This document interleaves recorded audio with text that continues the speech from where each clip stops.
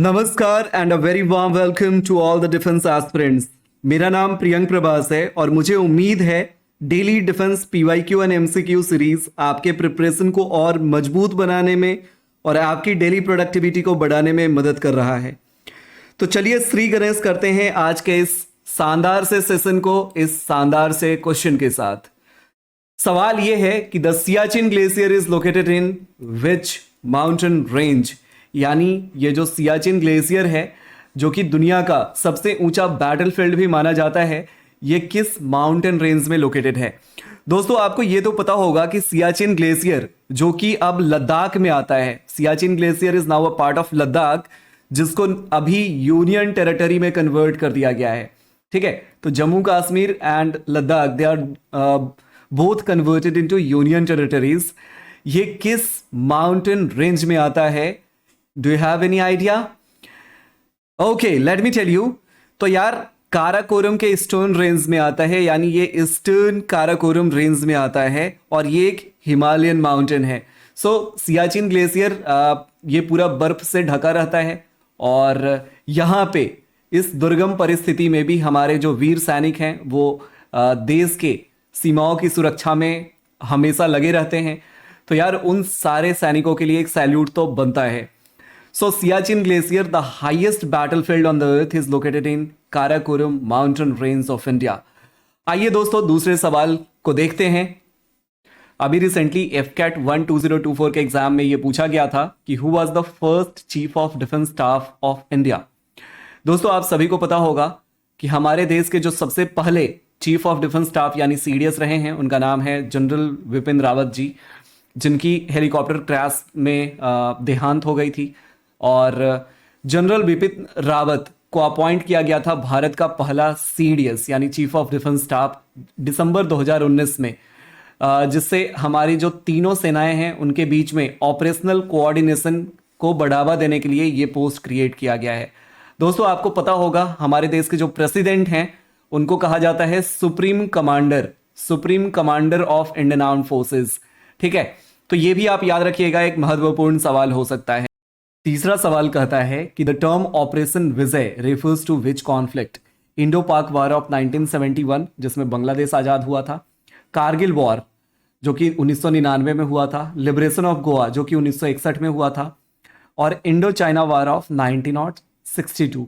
दोस्तों ये जो कारगिल वार है ना 1999 का, जिसका नाम था operation Vijay, it refers to Indian military operation to clear the Kargil sector from Pakistani forces in 1999। 1999 में पाकिस्तानी फोर्सेज के द्वारा घुसपैठ किया गया था कारगिल सेक्टर में, जिस सेक्टर को आज़ाद कराने के लिए भारत ने ऑपरेशन विजय करा था। लेकिन दोस्तों यहाँ पे आपको एक और कन्फ्यूज़न होगा कि ये जो 1961 में गोवा में जो ऑपरेशन हुआ था ना, इसका भी नाम था ऑपरेशन विजय। ठीक है, इसमें एयर, सी और लैंड स्ट्राइक्स भी इन्वॉल्व हैं, जिसमें 36 घंटे तक की कार्रवाई चली थी गोवा को आज़ाद कराने के लिए। तो यहाँ पे पुर्तगाल वाले राज करते थे गोवा के अंदर में। ठीक है, तो कारगिल वॉर का भी नाम था ऑपरेशन विजय और लिबरेशन ऑफ गोवा इसका भी नाम था ऑपरेशन विजय। ठीक है, तो आप ये दोनों याद रखिएगा। दोस्तों ये एक बहुत ही महत्वपूर्ण सवाल है। Which of the following fundamental rights is exclusively available to Indian citizens? दोस्तों फंडामेंटल राइट्स जो कि आर्टिकल नंबर 12 से आर्टिकल नंबर 35 में आता है, पार्ट 3 में आता है, जो कि हमने यूएसए से लिया है, यूएसए के संविधान से भारत के संविधान में लिया है। तो इनमें से कौन से ऐसे फंडामेंटल राइट्स हैं जो कि एक्सक्लूसिवली भारतीय सिटीजन्स के लिए अवेलेबल हैं? क्या आपको पता है? देखो, right to freedom, right to equality, right against exploitation, ये सारे वो फंडामेंटल राइट्स हैं जो कि भारतीय नागरिकों के लिए अवेलेबल हैं। Now let me tell you, उस हिसाब से अगर हम ऑप्शंस देखें तो right to freedom of speech and expression, that is option number D, that you can see here in the options, right to freedom of speech and expression. अब ये कौन से आर्टिकल्स में आते हैं इसके बारे में आपको पता है? तो देखो, आर्टिकल नंबर 15, इसके बाद आर्टिकल नंबर 16, इसके बाद हो गया आर्टिकल नंबर 19, ठीक है, इसके बाद हो गया आर्टिकल नंबर 29, एक और आर्टिकल है आर्टिकल नंबर 30।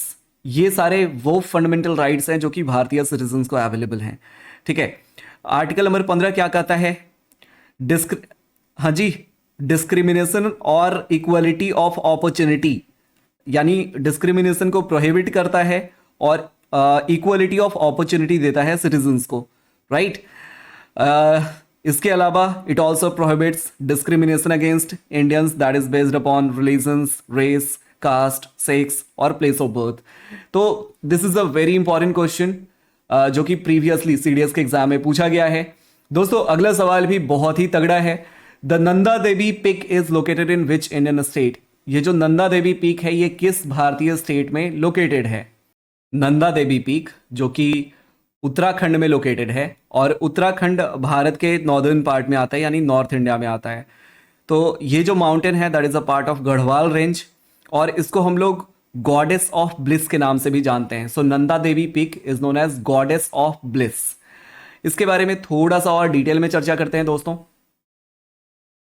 तो यार नंदा देवी पीक भारत का दूसरा सबसे हाईएस्ट माउंटेन रेंज है, and the highest entirely with in the country is Kanchenjunga that is being the border of India and Nepal. ये आपको पता ही है, ठीक है जी। और अपना जो K2 है ना वो पीओ के रेंज में है, तो वो भी बहुत जल्द ही अपना होगा। So Kangchenjunga is currently the highest mountain peak in India and Nanda Devi is the second highest mountain peak in India. अब आगे बढ़ने से पहले मैं आपको सारी इंपॉर्टेंट अपडेट्स दे देता हूं।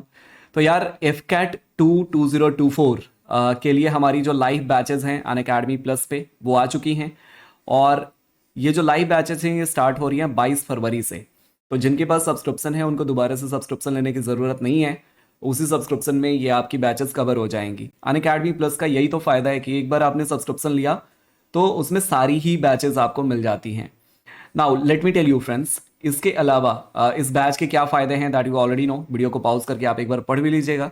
साथ ही साथ आज आपको क्यों इनरोल करना चाहिए अनअकैडमी प्लस पे, दैट इज बिकॉज 21 फरवरी तक अनअकैडमी प्लस पे 40% तक का डिस्काउंट ऑफर चल रहा है using the referral code that is LAF live, ठीक है। तो इसमें आपको CAPF और CDS और FCAT सारी ही बैचेस फ्री में मिल जाती हैं, ठीक है। साथ ही साथ आपको टेस्ट सीरीज भी मिल जाता है, तो आप इसको सब्सक्राइब कर लीजिएगा। Now let us move to the second part that is expected questions. तो एक्सपेक्टेड क्वेश्चन की सीरीज का आज पहला सवाल है कि the headquarter of eastern naval command, यानी ईस्टर्न नेवल कमांड का जो हेडक्वार्टर है वो किस पार्ट में लोकेटेड है? मुंबई, विशाखापट्टनम, कोची और चेन्नई। देखो इससे रिलेटेड सवाल पहले भी पूछे जा चुके हैं, जैसे सेंट्रल एयर कमांड के बारे में पूछा गया था इंडियन एयरफोर्स का। तो अगर हम ईस्टर्न नेवल कमांड की बात करें तो इसका जो हेडक्वार्टर है दैट इज इन विशाखापट्टनम, ठीक है। एंड विशाखापट्टनम कहाँ पे है दोस्तों? आंध्र प्रदेश में। आइए थोड़ा सा इसके बारे में मैं आपको डिटेल में बताता हूँ। इंडियन नेवी के बेसिकली 3 मेन कमांड्स हैं, that is western naval command, southern naval command and eastern naval command. Western naval command जो कि लोकेटेड है, हेडक्वार्टर है मुंबई में, वहीं eastern naval command that is headquarter in Visakhapatnam, और southern naval command that is headquarter in Kochi. Now let us move ahead friends, चलिए अगले सवाल में चलते हैं। Which is related to martial law. Which article of Indian constitution deals with martial law? देखो article number 32, इसको हम लोग heart and soul of Indian constitution कहते हैं, क्योंकि ये आपके फंडामेंटल राइट्स को प्रोटेक्ट करता है। हर सिटीजन के पास ये राइट होता है कि अगर उसके फंडामेंटल राइट का वायलेशन हो रहा है तो वो सुप्रीम कोर्ट जा सकता है। आर्टिकल नंबर 34, क्या ये मार्शल लॉ से रिलेटेड है? बिल्कुल। So article number 34 is related to martial law. एक आर्टिकल है हमारे पास 352, ये इमरजेंसी के लिए यूज होता है, ठीक है। तो एक होता है नेशनल इमरजेंसी, एक होता है आपका प्रेसिडेंट रूल, ठीक है, जिसको हम स्टेट इमरजेंसी भी बोलते हैं, और आर्टिकल नंबर 360 में आता है आपका फाइनेंशियल इमरजेंसी, ठीक है। तो जो मार्शल लॉ है ना वो 352 से थोड़ा अलग है, ठीक है। तो आर्टिकल नंबर 34 में, भारतीय संविधान के आर्टिकल नंबर 34 में मार्शल लॉ के बारे में बताया गया है, उसके एप्लीकेशन के बारे में बताया गया है, and that is also an very important question for all the defence exams. Now अगला सवाल है कि who was the first women to be appointed as full time defence minister of India? कौन सी ऐसी पहली भारतीय महिला हैं जिनको फुल टाइम के लिए डिफेंस मिनिस्टर बनाया गया था? तो यार निर्मला सीतारमन पहली भारतीय महिला डिफेंस मिनिस्टर बनी जो कि फुल टाइम डिफेंस मिनिस्टर के रोल में रही। वहीं अगर हम सबसे पहले भारतीय की बात करें जो डिफेंस मिनिस्टर बने, उनका नाम है बलदेव सिंह। बलदेव सिंह सबसे पहले डिफेंस मिनिस्टर बने थे 47 से 52 तक। और उस अभी करंटली जो हमारे डिफेंस मिनिस्टर हैं दैट इज राजनाथ सिंह। तो Rajnath Singh is the current defence minister of India. Now let us move ahead friends. Doctrine of lapse है क्या? ये डॉक्ट्राइन ऑफ लैप्स, इसके बारे में आपको पता है क्या? Do you know? चलो मैं आपको बताता हूं कि डॉक्ट्राइन ऑफ लैप्स क्या होता है। तो ये एक ब्रिटिशर्स की पॉलिसी थी और इस पॉलिसी को स्टार्ट किया था लॉर्ड डलहौसी ने। ठीक है, तो यहां पे डॉक आ रहा है और यहां पे दाल आ रहा है। ठीक है, तो इसको आप रिलेट कर लो। तो देखो, इस डॉक्ट्राइन ऑफ लैप्स में एक्चुअल में क्या था, ये पॉलिसी क्या थी कि मान लो ये भारत के अंदर में कोई ऐसे राजा है और उसका अपना वारिस नहीं है, तो उसकी जितनी भी प्रॉपर्टी होगी ना, उसको ईस्ट इंडिया कंपनी एक्वायर कर लेती थी। यानी उसके ऊपर अब किसी और का हक ना हो करके अंग्रेजों का हक हो जाता था। ठीक है, तो this was basically doctrine of lapse. Now इसको शुरू किसने करा था? लॉर्ड डलहौसी ने 1840s में। ठीक है, और ये 1859 तक यानी लगभग 19 सालों तक ये चला। ठीक है जी, तो ये जो डॉक्ट्राइन ऑफ लैप्स था, it also prohibited Hindu rulers without natural heir from adopting और एडॉप्टिंग अ सक्सेसर। यानी कि आप कोई भी जो आपका नेचुरल सक्सेसर नहीं है ना, नेचुरल वारिस नहीं है, तो आप किसी और को अपना प्रॉपर्टी ट्रांसफर भी नहीं कर सकते। ठीक है, तो doctrine of lapse that was an annexation policy introduced by Lord Dalhousie. Now एक बहुत ही इंपॉर्टेंट सवाल है दोस्तों, that is related to Tashkent agreement. आपको पता है ये जो तस्किंत एग्रीमेंट है ये भारत और पाकिस्तान के बीच में एक पीस एग्रीमेंट था। So Tashkent was a peace agreement between India and Pakistan और ये जनवरी 10 1966 को साइन हुआ था। तो आपको जल्दी से बताना है कि 1966 में भारत के प्राइम मिनिस्टर कौन थे, राइट? तो कब साइन हुआ था? 10 जनवरी 1966 को। So option B would be the absolutely right answer. Tashkent agreement क्या है? एक पीस एग्रीमेंट है भारत और पाकिस्तान के बीच में। दोस्तों एक सवाल जो मैं आपके लिए छोड़ जाता हूं, who was the first recipient of Ashok चक्र, जो कि highest peace time military decoration है भारत का?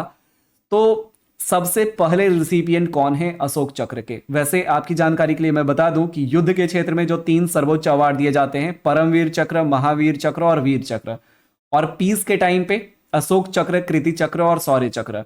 तो पीस के टाइम पे जो सबसे बड़ा अवार्ड दिया जाता है दैट इज अशोक चक्र। तो आपको बताना है कि अशोक चक्र प्राप्त होने वाले सबसे पहले मिलिट्री ऑफिसर कौन थे। जल्दी से आप हमें कमेंट सेक्शन में बता दीजिए। और दोस्तों अगर ये एफर्ट आप सबको पसंद आई तो अपने दोस्तों के साथ भी इस वीडियो को जरूर साझा कीजिए। जय हिंद।